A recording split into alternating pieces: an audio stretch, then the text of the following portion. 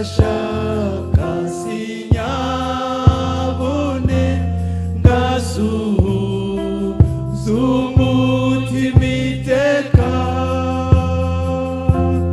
none ni Yesu maza wenyine ntarindi zina nemera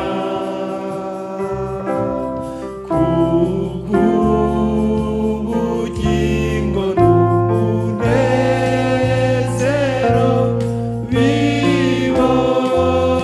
bibonekera muri we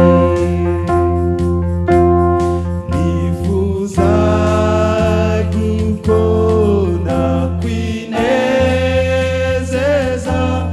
nita ku mukiza wanje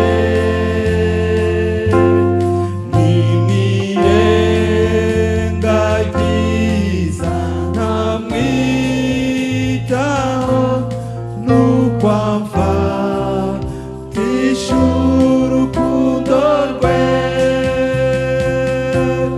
none ni Yesu maza wenyine ntarindi zina nemera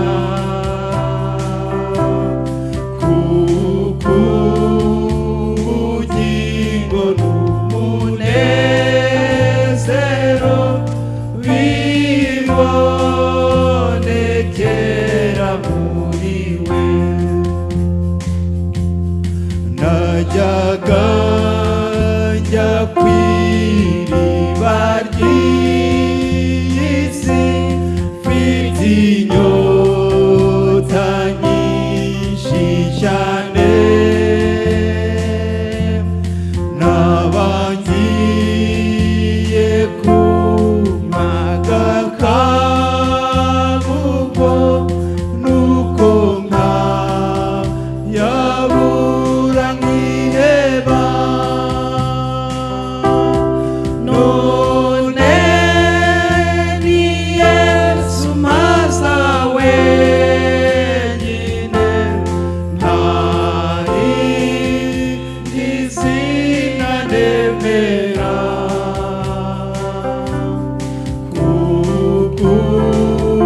kubw'ubugingo n'umunezero bibonekera muri we nuzuye agahinda n'ubwihebe nzi ibyo niringiraga maze amaso yanjye arahumuka ndamureba Yesu ndanyurwa none ni Yesu maza wenyine ntarindi zina nemera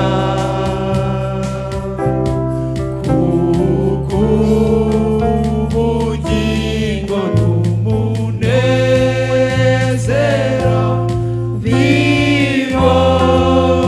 bibonekera muri we none ni Yesu mpaza wenyine amena Jésus qui me rassasie. amena Amen. abo Yesu ahaza barihe Ceux qui sont rassasiés par Jésus, où êtes-vous? reka rero duhagarare Bienvenue, on va twifatikanye hamwe na groupe de louange entachons au groupe de louange gushima no kuramya uwo Yesu pour duhaza louer Jésus qui nous rassasie. amena Amen.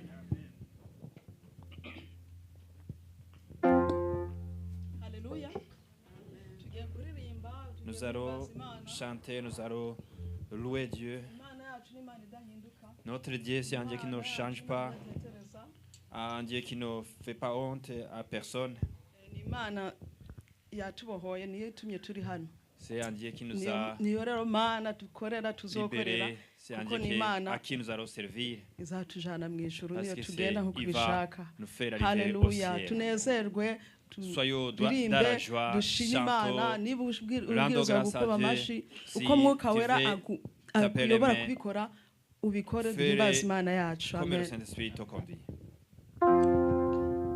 yitwa ntihemuka iyo niyo mana yanjye yitwa ntihemuka iyo niyo mana yanjye yitwa ntihemuka iyo niyo mana yanjye yitwa ntihemuka iyo niyo mana yanjye yitwa ntihemuka iyo niyo mana yanjye yitwa ntihemuka iyo niyo mana yanjye yitwa ntihemuka iyo niyo mana yanjye yitwa ntihemuka iyo niyo mana oh yitwa ntihemuka iyo niyo mana yanjye yitwa ntihemuka iyo niyo mana yanjye yitwa ntihemuka iyo niyo mana yanjye yitwa ntihemuka iyo niyo mana oh yitwa mugiraneza iyo niyo mana yanjye yitwa ntihemuka iyo niyo mana yanjye yitwa ntihemuka iyo niyo mana yanjye yitwa ntihemuka iyo niyo mana oh yitwa nteturuye iyo niyo mana yanjye yitwa ntihemuka iyo niyo mana yanjye yitwa ntihemuka iyo niyo mana yanjye yitwa ntihemuka iyo niyo mana yanjye yitwa Elishadayi iyo niyo mana yanjye yitwa ntihemuka iyo niyo mana yanjye yitwa ntihemuka iyo niyo mana yanjye yitwa ntihemuka iyo niyo mana yitwa Jehova Jire iyo niyo mana yanjye yitwa ntihemuka iyo niyo mana yanjye yitwa ntihemuka iyo niyo mana yanjye yitwa ntihemuka iyo niyo mana yitwa Jehova Shama iyo niyo mana yanjye yitwa ntihemuka iyo niyo mana yanjye yitwa ntihemuka iyo niyo mana yanjye yitwa ntihemuka iyo niyo mana yitwa ntihemuka iyo niyo mana yanjye yitwa ntihemuka iyo niyo mana yanjye yitwa ntihemuka iyo niyo mana yanjye yitwa ntihemuka iyo niyo mana iyo niyo mana yanjye iyo niyo mana iyo niyo mana yanjye iyo niyo mana iyo niyo mana yanjye iyo niyo mana yitwa ntihemuka iyo niyo mana yanjye yitwa ntihemuka iyo niyo mana yanjye yitwa ntihemuka iyo niyo mana yanjye yitwa ntihemuka iyo niyo mana yanjye ko yangiriye neza ko yangiriye neza kuko yangiriye neza kuko yangiriye kuko yampaye amahoro kuko yangiriye kuko yampaye agakiza kuko yangiriye kuko yangiriye neza kuko yangiriye neza kuko yangiriye neza kuko yangiriye neza kuko yampaye agakiza kuko yampaye amahoro kuko yangiriye neza ngo ni Imana nyamana ni Imana nyamana uri Imana nyamana uri Imana nyamana uri Imana nyamana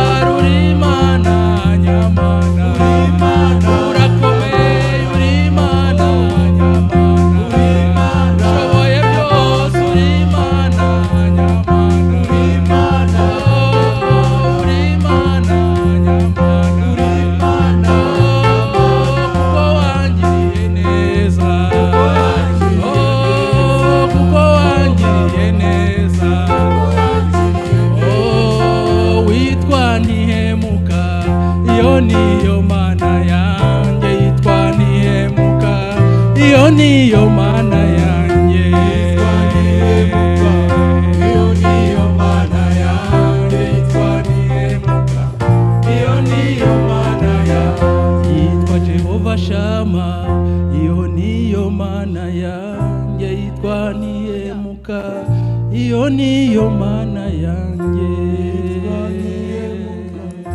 iyo niyo mana yanjye, yitwa Nihemuka, iyo niyo mana yanjye.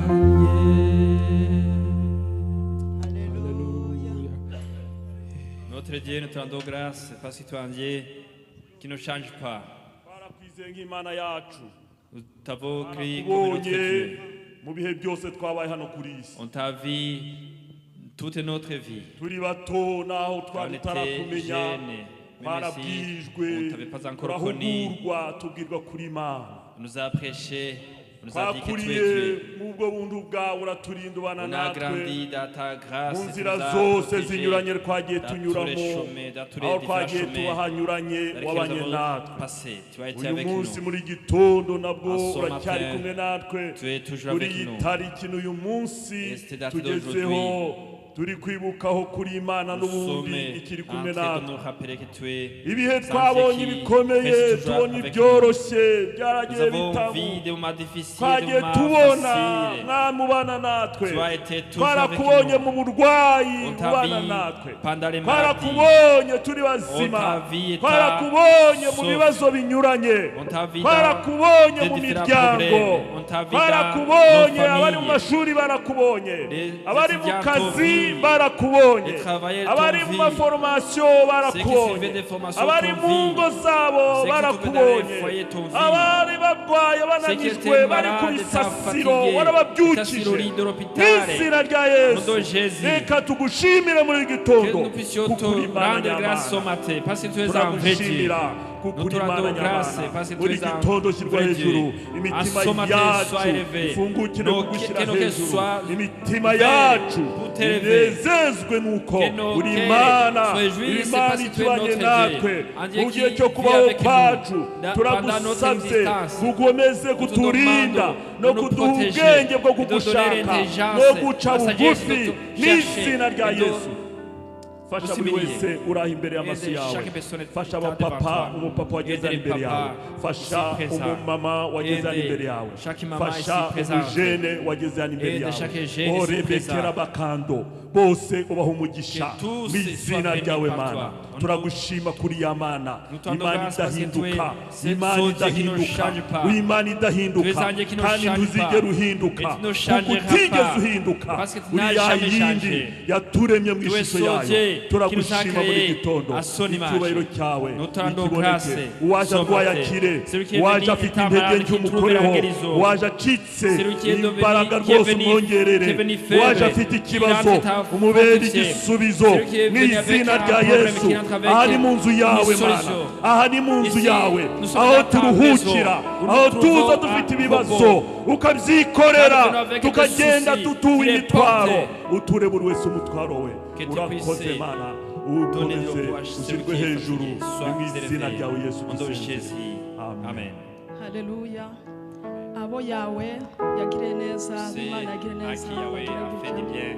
Vous pouvez le montrer par vos mains. tugiye kubandanya turamya yawe Nous allons imana continuer à yongeye louer kutubyutsa Yahweh qui nous fait rêver.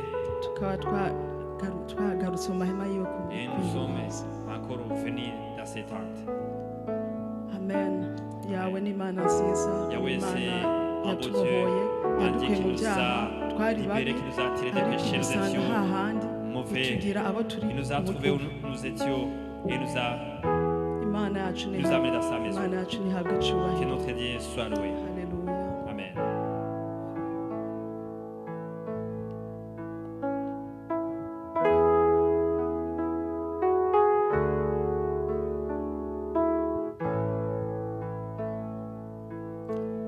You are Yahweh,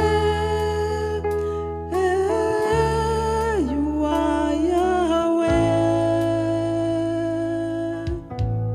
you are Yahweh,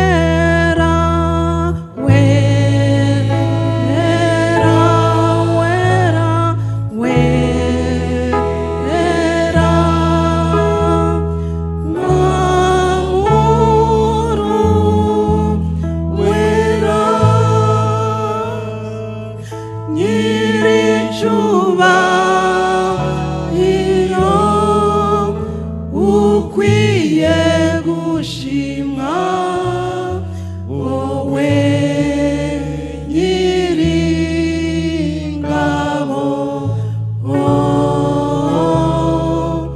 tuzamuya majwi tugushima wowe nyiringabo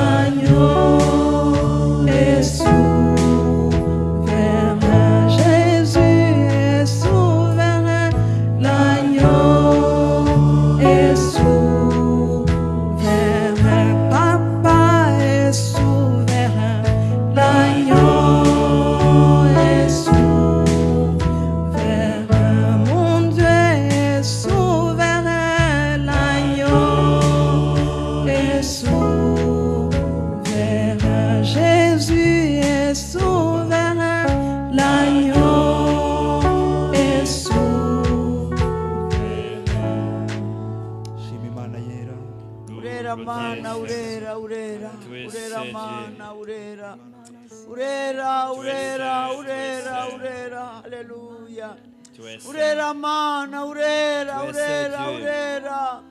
Haleluya, urera, urera, urera. Izina ryawe niryubahwe. Nukuri turagushimye. Ifatikanije n'ibizima bine. N'abakuru 20 Imana n'abane tuvuga ngo urera. Urera, urera, urera. Nukuri nta mana ihwanye nawe. Aucun qui est comparable à toi. Aucun Dieu qui est comme toi. Nous t'avons vu. Nous t'avons vu. Tu t'appelles éternel. Dieu tout-puissant.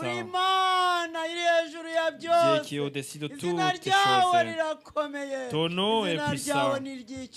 Ton nom est glorieux. Et nous nous humilions devant toi. Parce que ta parole déclare que tous les genoux fléchissent et que toutes les langues proclament que tu es Dieu. Nous disons que tu es puissant. Aucun Dieu qui est comme toi. Maintenant et à jamais. Amen. Yahweh, nous te rendons grâce ce matin. Alléluia. La joie d'être tes enfants. La joie, Seigneur, de savoir que, Seigneur, il n'y a aucune condamnation pour ceux qui ont cru en toi. Merci, Seigneur Jésus, pour cette présence. Merci, Seigneur, pour ton amour insondable. Merci, Seigneur, pour ta miséricorde et ta protection. Ce matin, Jésus, merci, Seigneur, Dieu de gloire, pour tout ce que tu as fait à la croix de Golgotha. Seigneur, tu as pris cette place. Seigneur, mon Dieu, mon roi, pour nous. Toi, tu n'avais pas péché, mais à cause de nos péchés, Seigneur, tu as accepté, Seigneur, d'être cloué à la croix de Golgotha. Seigneur, tu nous as libérés. Tu as versé ton sang saint qui nous purifie de tout péché. Le sang qui a fait de nous tes enfants. Merci, Seigneur, pour cette grâce. Merci pour ton amour. Merci pour ta fidélité, Jésus. Merci, Seigneur. Amen. Amen. Haleluya. Amen. Mushobora kwicara murakoze. Vous Groupe de louange pouvez Imana prendre des umugisha. places. Merci au groupe de louange, que Dieu vous bénisse. Dukomeje kubashimira. Nous continuons à vous dire merci. Abahageze mwese Imana ibahe umugisha. Vous qui êtes déjà ici, que Dieu vous bénisse. Turakomeje rero n'amateraniro y'uyu munsi. Nous continuons avec le culte d'aujourd'hui. Tugeze umwanya tugiye kwakira niba hari umwana waragize isabukuru. Nous entrons dans ce moment où nous allons accueillir un enfant qui a eu son anniversaire durant cette semaine. Niba hari umwana waragize isabukuru tumusabe kugira ngo yegere hano C'est un imbere. enfant qui a eu son anniversaire cette semaine, qui puisse avancer ici vers devant. Ndabona ntawe. Je vois qu'il n'y en a pas. Turakomeje rero. Amen. Nous continuons. Amen. Amen. Kandi kumva amen ari nkeya kandi muri benshi cyane. J'entends que les amens sont moins nombreux alors que vous êtes nombreux. Mukomeje kuzibikamo. Vous regardez pour vous. Amina nukuziha uzigomba. Haleluya. Vous les donnez à celui qui en a besoin. Amen. Haleluya. Amen. Izina ry'Imana nirihabwe icyubahiro. Que le nom de Dieu soit glorifié. Turashima Imana rero ikomeje kuduha Nous umunezero. continuons à rendre grâce à Dieu qui nous donne la joie. Kuko iyo turi imbere y'Imana Parce que quand nous sommes devant Dieu, tuba dufite umunezero udasanzwe. nous sommes dans la joie. Imbere y'umwami w'abami Devant le Seigneur des Seigneurs, ni umunezero udasanzwe. c'est une joie extraordinaire. Ahari hari abatajya babikurura ngo babyegereze Peut-être il y imitima en a yabo ceux neza. qui ne peuvent pas le tirer comme il faut. Ariko kuba imbere Mais le y'umwami fait d'être devant le Seigneur, w'abami. le Seigneur des Haleluya. Seigneurs, Umwami w'abami. le Seigneur des Seigneurs, Mujye mubyiyumvira ariko mufata akanya ubyiyumvireho gato uvuga uti uyu prends munsi du temps pour penser à cela. nicaye imbere y'umwami w'abami. Et dit, maintenant je suis assis devant le Seigneur des Seigneurs. Ushobora no kumubwira ikiri ku mutima wawe ukavuga uti mwami ndabizi kuri kunyumva uri Et hano. tu peux lui dire quelque chose qui est sur ton cœur. Ndi imbere yawe Et umwami lui w'abami. dit, Seigneur, je suis devant toi, Umwami w'abami. le Haleluya. Seigneur des Seigneurs. Reka dukomeze rero muri ibihe byiza byo kuba Continuons imbere y'umwami w'abami. d'être devant le Seigneur des Seigneurs. Tugeze igihe tugiye gutanga ibya cumi n'amaturo. Nous arrivons dans ce moment où nous allons donner les 10 000 offrandes. Imana yakugiriye neza. Dieu t'a fait du bien Nanjye Imana yangiriye neza. et Dieu m'a fait du bien aussi. Ariko ikidusaba Mais ce qui nous est demandé, ni ukuyiha gusa muri bike mu byo c'est yaduhaye. de nous donner peu de choses parmi beaucoup de choses qu'il nous a données. Ariko cyane cyane umutima wawe. Mais surtout ton cœur. Cyane cyane umutima wawe. Et principalement ton cœur. Ku ijambo ry'Imana rivuga ngo mushake kwanza ubwa mbere na mbere mushake ubwami bw'Imana. Et la parole de Dieu déclare il faut chercher premièrement le royaume de Ibindi byose Dieu. muzabyongererwa. Et le Haleluya. reste, vous les aurez par-dessus. Reka rero tusabe kugira ngo mwene data Ferdinand asengere amaturo. Demandons à notre frère Ferdinand de prier pour les dîmes. et les Hanyuma offrandes. turaza gusaba mushiki wacu mama Nshuti araza gutera ikorasi. Et Maman Chouti va entonner un cœur. Turaza kubikora duhagaze On va le faire état debout kugira ngo dutange ibya cumi n'amaturo. pour donner les dîmes et les offrandes. Hanyuma ya Et il va commencer la chorale Bénézère suivi par la chorale Agapé. Imana ibaha umugisha. Que Dieu vous bénisse. Seigneur, nous te rendons grâce. Tu es notre Dieu, un Dieu puissant, qui nous a fait venir dans sa maison. Et maintenant, nous sommes ici. Nous arrivons, Seigneur, dans ce moment où nous allons t'offrir peu de choses, dans beaucoup de choses que tu nous as données. Nous te prions, Seigneur, de bénir chaque personne qui va t'offrir, qu'il trouve une bénédiction qui vienne de Sion. Seigneur, bénis les offrandes, bénis les dîmes et bénis aussi l'œuvre auquel et à laquelle les offrandes et les dîmes vont œuvrer. Seigneur, je te prie aussi de bénir les personnes qui n'ont pas trouvé quelque chose à apporter dans ta maison pour que prochainement, Seigneur, ils puissent trouver quelque chose à apporter dans ta maison. Merci, Seigneur, parce que tu écoutes et exauces nos prières. Au nom de Jésus, j'ai prié. Amen. Amen.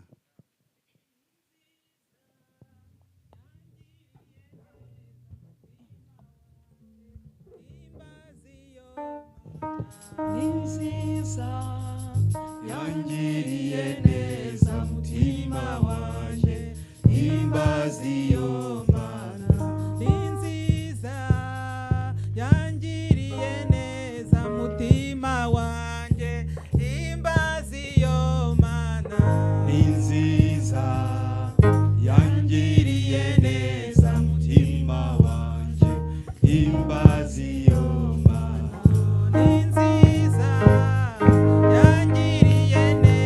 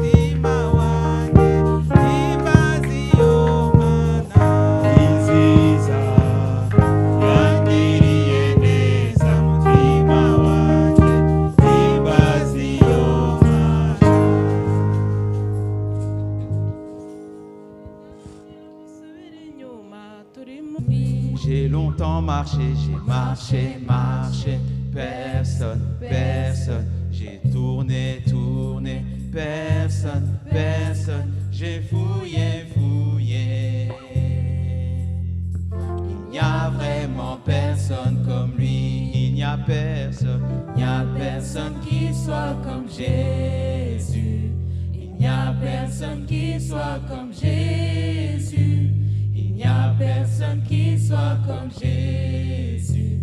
Il n'y a vraiment personne comme lui.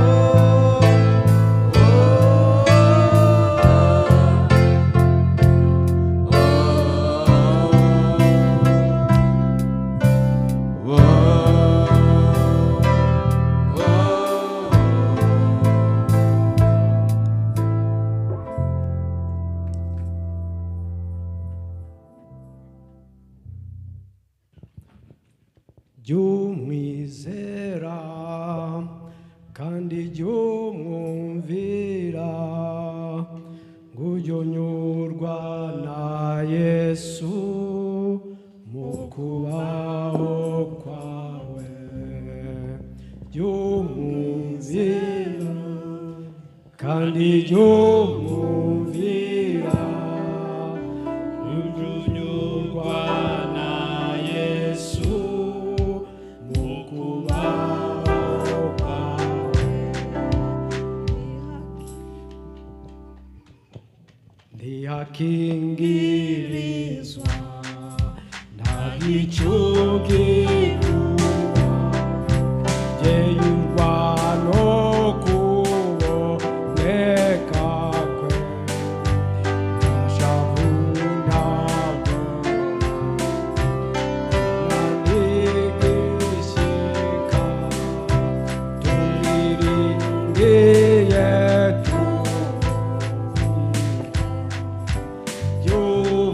jumwizera kandi jumwumvira ujuyurwa na Yesu mukubaho kwawe. Haleluya. Amen. Jumwumvira jumwizera. Accepte Jésus, crois en Jésus. Uwo ni Yesu tuvuga uje umwumvira uje umwizera. C'est Jésus que nous disons. Obéir, il faut lui obéir, il faut l'écouter. Haleluya. Amen. Mwaramutse. Bonjour. Yesu nashimwe. Que Jésus soit loué. Yesu ashimwe. Que Jésus soit loué. Amen. Amen. Amen. Ndanezerewe kuba mpagaze hano imbere yanyu. Je suis dans la joie d'être devant vous. Nishimwe ntegerezwa guha Imana kubona mpagaze hano. C'est une action de grâce que je dois adresser à mon Dieu. Kuko Imana yanyongereye uwundi munsi wo kubaho. Parce que Dieu m'a rajouté à notre jour de vivre. Kandi namwe nuko. Et il en est ainsi pour vous. Amen. Amen. Uyu munsi rero ni umunsi udasanzwe. Aujourd'hui, c'est un jour spécial. Ni umunsi turi mu nzu y'Imana. C'est un jour où nous sommes dans la maison de Dieu. Kugira ngo tuyishime. Pour lui rendre grâce. No kugira ngo tuyisingize tuyishire hejuru. L'exalter. Amen. Amen. Rero uyu munsi nguko mubibona. Aujourd'hui, comme vous le voyez, pasteur mukuru ntabwo ahari. Pasteur responsable n'est pas présent aujourd'hui. Ariko ntabwo yasivye kubera umunaniro canke kubera ko kubera izindi mpamvu. Il n'est pas ça à cause de la fatigue ou autre raison. Yagiye kuvuga ubutumwa i Liège. Il est allé prêcher la bonne nouvelle à Liège. Yagiye muri CEP i Liège. Uyu munsi niwe yajanye ubutumwa bwiza. C'est aujourd'hui c'est lui qui a apporté la bonne nouvelle. Nagomba rero duhaguruke. J'aimerais qu'on puisse nous mettre debout. Kugira ngo nsabe mwene data umujene. Je demandais à notre frère. Ndabasavye guhaguruka niba bishoboka. Je vous demande de vous lever, de mettre debout si c'est possible. Reka nsabe umujene amusengere. Je vais demander à un jeune de prier pour notre pasteur. Ndasaba Odilo. Je vais demander à Odilo. Mumpere micro Odilo asengere pasteur. Passer le micro à Odilo, il va prier pour notre pasteur. Kugira ngo umurimo yagiye gukora hariya. Pour que l'œuvre qu'il est parti faire. Umwuka wera amurongore muri byose. Qu'il soit conduit par le Saint-Esprit. Agende amahoro agaruka yandi. Qui parte en paix, qui revienne en paix. Dusengane nawe ariko aturongore muri kugusenga. Avec Odilo. Notre Père qui est aux cieux. Nous te rendons grâce parce que tu as été avec nous jusqu'à présent. Tu as été avec nous depuis nos domiciles jusqu'ici dans ta maison. Saint-Esprit, Saint-Esprit, comme tu as choisi notre pasteur, que ce soit ainsi pour l'accompagner là où il est parti. Comme tu l'as choisi, il n'a pas été choisi par les hommes. Que ce soit toi qui l'accompagne. uko yigisha ntabwo ari wigisha reka Quand il avugishwa va nawe prêcher, que ce soit pas lui, mais que ce soit toi. ubane nawe mu rugendo rwo kugenda no Sois kugaruka avec lui et dans le chemin d'aller et le chemin retour. natwe ugumane natwe Et sois aussi avec nous.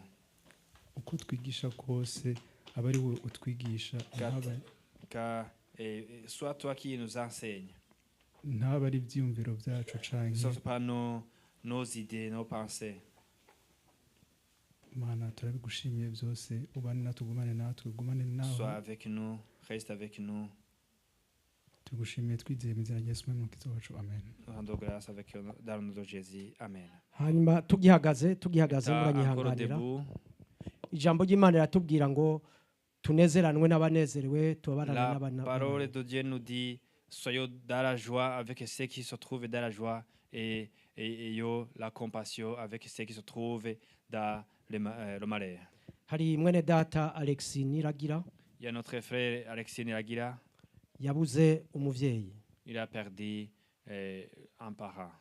rero nagira ngo nawe tumushire mu biganza by'Imana J'aimerais aussi que nous puissions le mettre dans les mains du Seigneur. dushire mu biganza by'Imana umuryango wiwe wose Dans les mains du Seigneur, toute sa famille. kugira ngo Yesu abaremeshe Pour que Jésus puisse les consoler.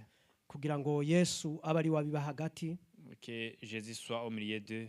kandi kugira ngo Yesu azigaragaze no mu bihe byo gushingura Et que Jésus aussi se manifeste dans le moment où il va faire le sermon kuko d'enterrement. byose ni bya Yesu. Et tout cela appartient à Jésus. Reka dusenge twese Prions ensemble. hanyuma mwene data Onesimo aturongore mu masengesho. Et notre frère Onesmo va nous conduire dans les prières.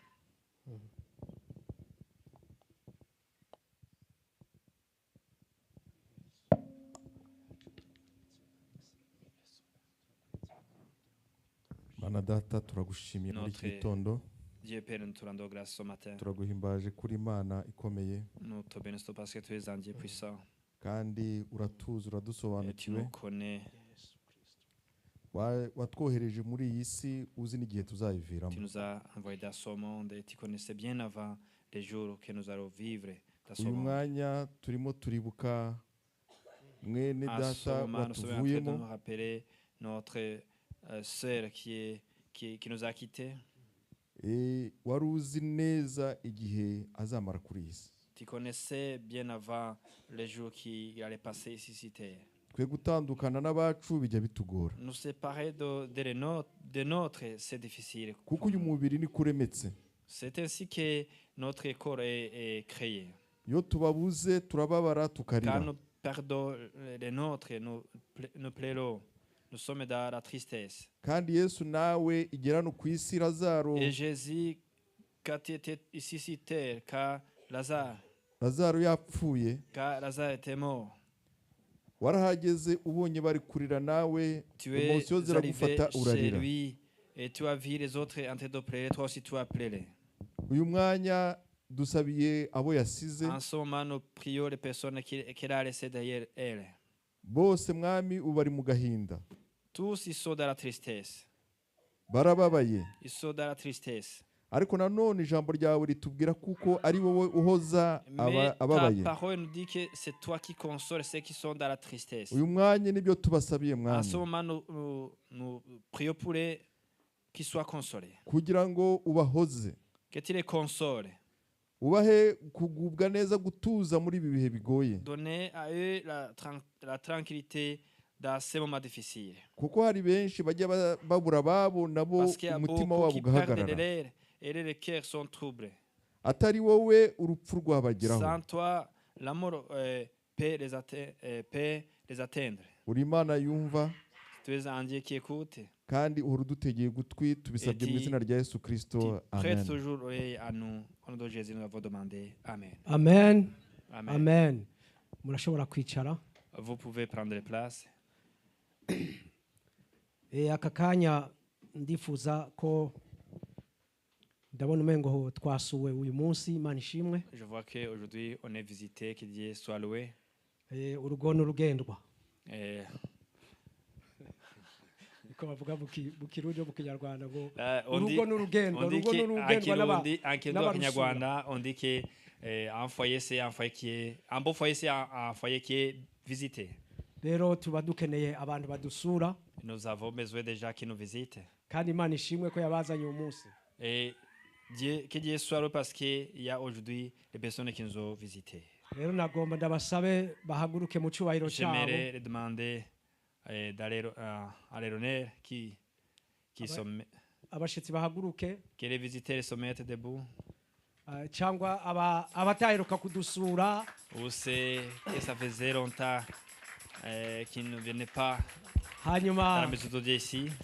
Batubwiye n'amazina yabo gutyo ntituzovuge ngo wa wundi asa gutya na gutya. Ils vont se présenter comme ça, on va les appeler par leur nom.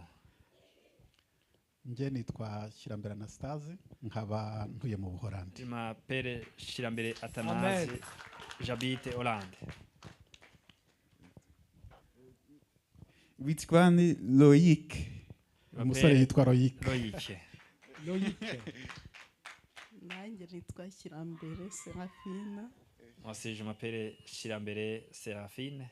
Karibu abo kwa Shirambere. La famille Shirambere. Mwicare mugwe neza, mugubwe neza. Hanyuma natwe abo mu rugo. Nous qui sommes de la maison. Niba nta wundi arimo yasigaye. Nta wundi asigaye qui est resté. Twabo mu rugo rero duhaguruke. Nous de la maison mettons-nous debout. Hanyuma tubaha ikaze. On va les accueillir.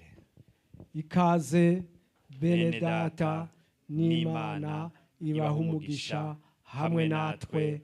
Amen. Ababegereye babaramutse. C'est qu'ils sont assis à côté d'eux qui puissent les saluer. Karibu bene data. Bienvenue frères et sœurs. Amen. Amen. Reka dusome ijambo ry'Imana twagendeyeho muri iki cyumweru. Lisons la parole de Dieu qui nous a guidés durant cette semaine. Zaburi ya 62 umurongo wa 5 cyangwa wa 6 biterwa na version. Psaume 62 verset 5 ou si ça dépend de la version de la Bible.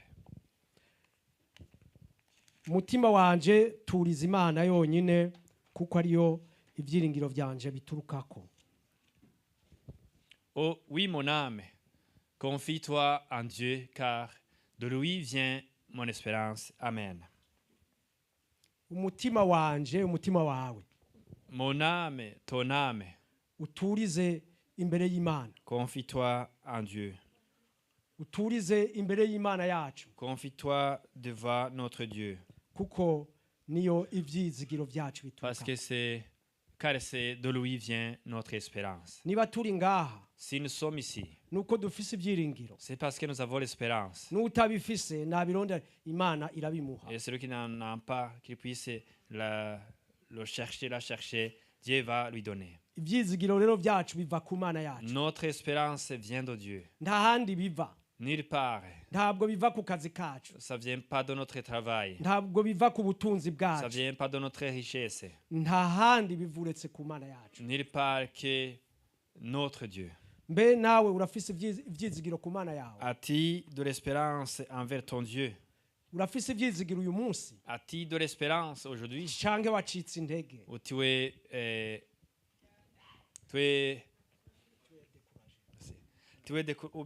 découragé. Oya, urafise ivyizigiro uyu munsi ndakubaza. As-tu de l'espérance aujourd'hui, je te demande. Niba atavyufise, si tu en as pas, izera Imana yawe irabiguha. Ayez la foi en ton Dieu, il va te la donner. Cyangwa usaba abakozi b'Imana bagusengere. Ou bien demander aux serviteurs de Dieu et de prier pour toi, Dieu va t'aider. Reka dusenga Imana. Prie au Dieu. Dusenga Imana tuyisaba ngo iduhe ivyizigiro. Prie au Dieu en demandant à Dieu qui nous donne de l'espérance. Mana yacu Mana igira neza. Notre Dieu, Dieu qui fait du bien. Wenyene ivyizigiro biturukako. C'est de toi que vient notre espérance. Mana duhe kugira ngo duturize muri wewe. Donnez-nous à nous confier en toi. Duhe kugira ngo Mwami Yesu duhore dufise ivyizigiro muri wewe. Donnez-nous à rester toujours avec de l'espérance en toi. Uko vyogenda kose. Quelles que soient les conditions. Haba mu bukene. Que ça soit dans la pauvreté, haba mu butunzi, que ce soit dans la richesse, haba mu ngwara, que ce soit dans les maladies, haba mu que bigeragezo, ce soit dans les épreuves. ni wewe ivyizigiro bituruka. C'est de toi que vient notre espérance. Duhe rero kukwizigira. Donne-nous à faire confiance en toi. Urakoze mwami, Merci Seigneur. kuko uvyumvise kandi Parce que ubikoze. tu l'écoutes et tu Mu izina l'exauces. rya Yesu, Au nom de amen. Jésus. Amen. Amen. Amen.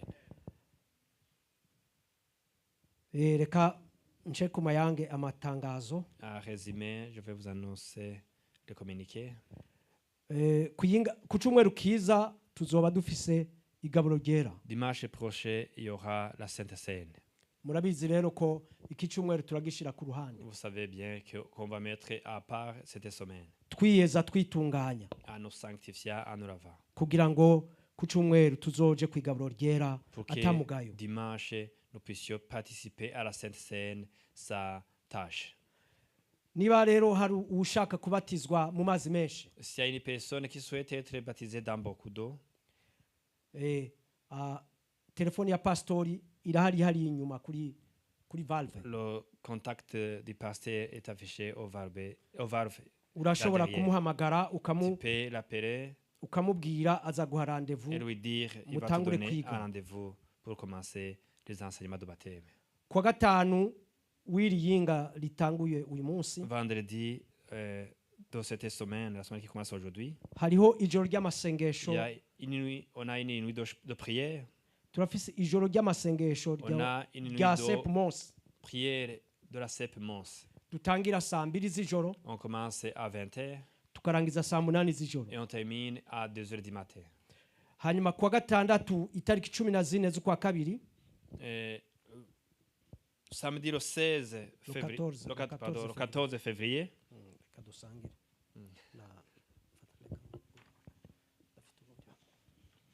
Kwa gatandatu itariki 14 z'ukwa kabiri le samedi 14 février à saa 9h, tatu à 9h, hariho umwiherero w'abadelege ndabivuga ngo ite mu kirundi n'ikinyarwanda, w'abaserukira abandi muri Assemblée Générale ya SEP. il y a une retraite de délégués de l'Assemblée générale de la CEP. Hariho igikorane i Bruxelles Il y a une kuva aguhera retraite saa à tatu. Bruxelles à partir de 9h.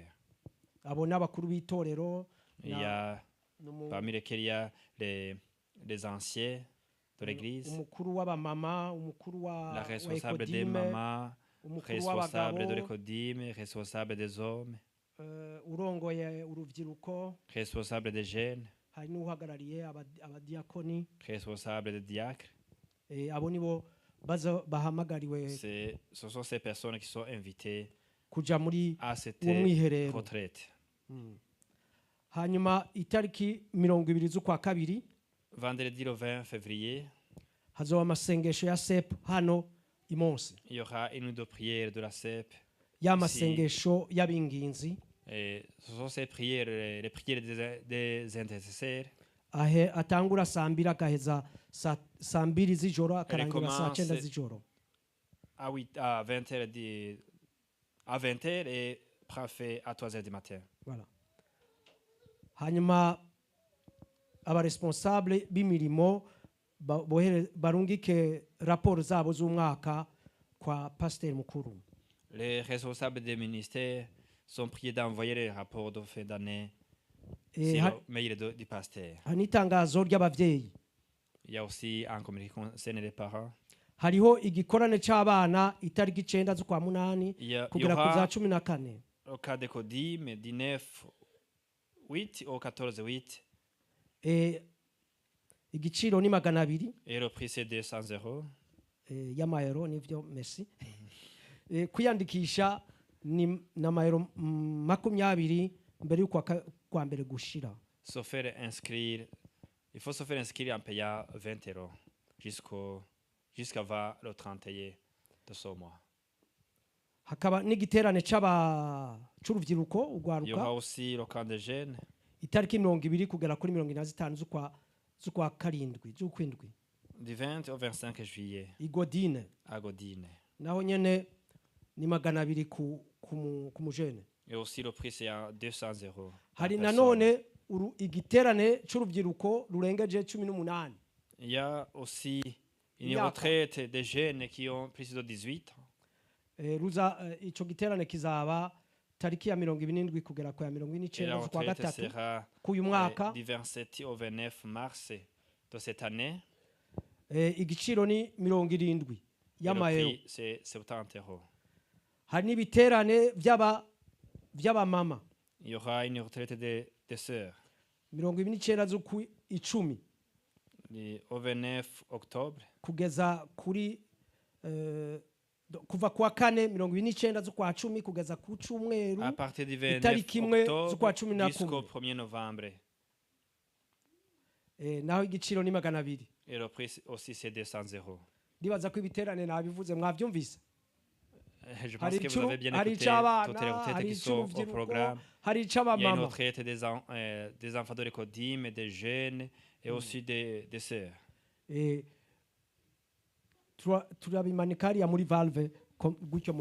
On va l'afficher au valve derrière. Comme ça, vous allez consulter vous-même. S'il y a quelqu'un qui souhaite un rendez-vous avec un entretien avec le pasteur, il peut le téléphoner, il va lui donner son rendez-vous. Amen. Amen. Tugomba tugere rero mu gihe abana baje muri école de dimanche. Nous allons entrer dans le moment où les enfants vont partir dans les classes. Abana bahaguruke. Que les enfants se mettent debout. Yesu kugenda no guhaguruka. C'est pas partir de se mettre debout. Kugenda babaza bakabasengera. On va prier pour vous. Abana murihe? Où êtes-vous les enfants? Mettez-vous debout. École de dimanche muhaguruke. Mettez-vous les enfants de l'école de dimanche. Hanyuma nsabe umujene uyu munsi abasengere nawe. Je vais demander à un jeune de prier pour eux. Ngoma sabe Thomas. Je vais demander à Thomas. Thomas asengere abana baje muri école de dimanche. Que Thomas prie pour les enfants de l'école de dimanche qui vont partir dans les classes. Yongere asengere ijambo ry'Imana tugiye kumva. Il va aussi prier pour la parole que nous allons écouter. Hanyuma arangije gusenga ndasaba mama Alleluia akore mu nganzo yiwe aduhe ikorasi imwe. Après que Thomas a fini de prier, et on va demander à mama Alleluia de nous entonner en chœur. Notre Père qui est aux cieux, sois avec les enfants, Seigneur, quand ils vont partir à l'école du dimanche. Que tout puisse bien se passer, qu'ils puissent écouter. Et qu'ils puissent retenir dans leur cœur, Seigneur, la parole qu'ils vont entendre. Et nous aussi, Seigneur, sois avec nous dans ce moment. Que nous puissions recevoir la prédiction avec joie et bonheur. Et garde-nous, Seigneur, que nous allons rentrer chez nous. Merci encore pour ce jour. Au nom de Jésus, j'ai prié. Amen. Amen.